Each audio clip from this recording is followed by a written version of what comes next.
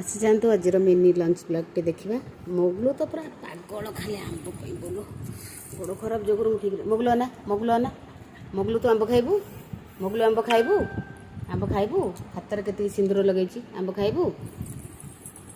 ଆଜିର ଲଞ୍ଚରେ ମୋର ଭାତ, ଏଇଟା ତ ଆମର ଅରୁଆ ଭାତ, କାହିଁକିନା ଆମେ ତ ଅରୁଆ ସବୁଦିନ ଖାଉ। ଆଉ ଏଇଟା ହେଇଛି ସବୁଠୁ ମୋର ଫେଭରେଟ୍ ଖାଇବା। ଏଠାରେ ସଜନା ଛୁଇଁ, କଦଳୀ, ଆଳୁ, ବାଇଗଣ ଆଉ କ'ଣ କହିଲେ ସିଜିନ୍ ସ୍ପେଶାଲ୍ ପଣସ ମଞ୍ଜି ହେଲା।